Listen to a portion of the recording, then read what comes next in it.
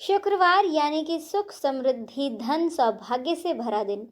क्योंकि ये दिन माता लक्ष्मी को समर्पित है, ऐसे में शुक्रवार के दिन जब भी त्रयोदशी का संयोग बनता है तो इसे शुक्र प्रदोष व्रत कहते हैं।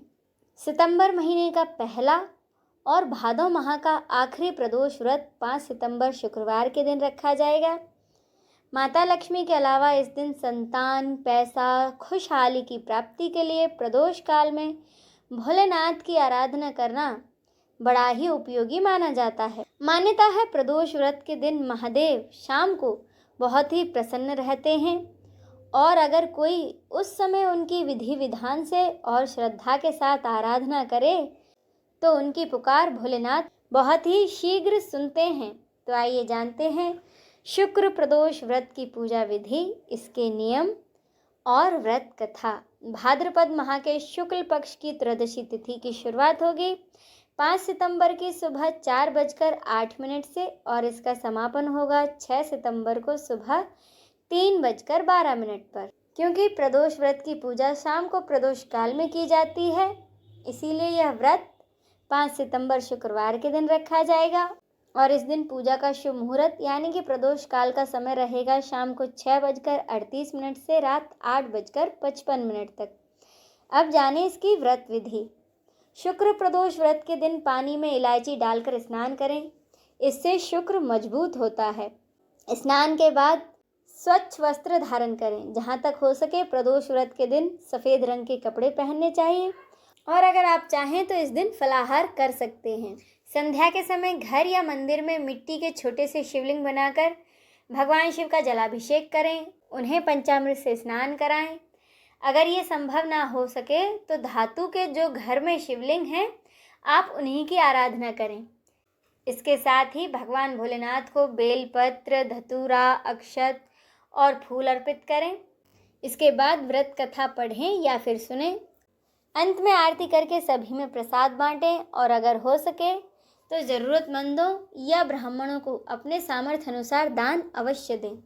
क्योंकि ये शुक्रवार का दिन है और शुक्रवार का दिन समर्पित होता है माता लक्ष्मी को, तो इस दिन आप भगवान शिव के साथ साथ माता लक्ष्मी की पूजा भी अवश्य करें। आप इस दिन माता के श्री सूक्त का पाठ करें या फिर माता के मंत्रों का जाप करें, लक्ष्मी अष्टक का पाठ करें, लक्ष्मी चालीसा का पाठ करें, पूरे विधि अनुसार माता की पूजा करें, उन्हें लाल फूल अर्पित करें। अब पाठ करें शुक्र प्रदोष व्रत कथा का। इसकी एक पौराणिक कथा के अनुसार एक गांव में 3 मित्र रहते थे। उनमें से एक था राजा का बेटा, दूसरा ब्राह्मण का बेटा और तीसरा था धनिक पुत्र।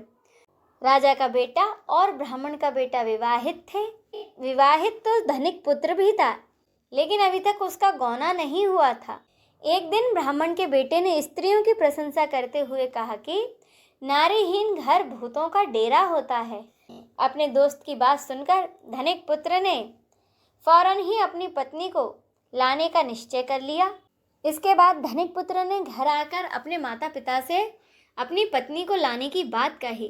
तब उसके माता पिता ने उसे समझाया कि अभी शुक्र देवता डूबे हुए हैं, ऐसे में बहू बेटियों को उनके घर से विदा करके लाना शुभ नहीं माना जाता। लेकिन उसने किसी की एक ना सुनी और ससुराल जा पहुंचा। ससुराल में भी उसे सबने मनाने की कोशिश की, लेकिन वह तो जिद पर अड़ा था और कन्या के माता पिता को आखिरकार विवश होकर उनकी विदाई करनी पड़ी।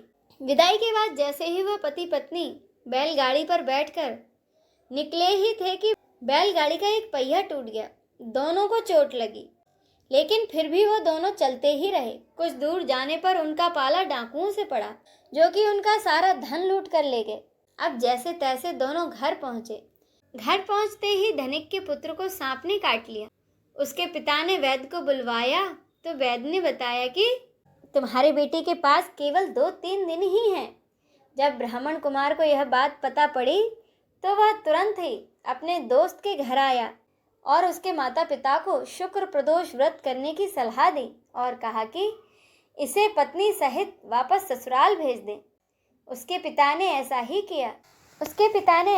किया। ससुराल पहुंचते ही उसकी हालत ठीक हो गई। शुक्र प्रदोष व्रत के प्रताप से धनिक पुत्र बहुत जल्दी स्वस्थ हो गया और उसे अपना सारा धन भी वापस प्राप्त हो गया। इसी के साथ यह व्रत कथा संपूर्ण होती है। बोलिए देवादिदेव भोलेनाथ की जय, बोलिए देवादिदेव महादेव की जय, भगवान शिव शंकर की जय। हर हर महादेव।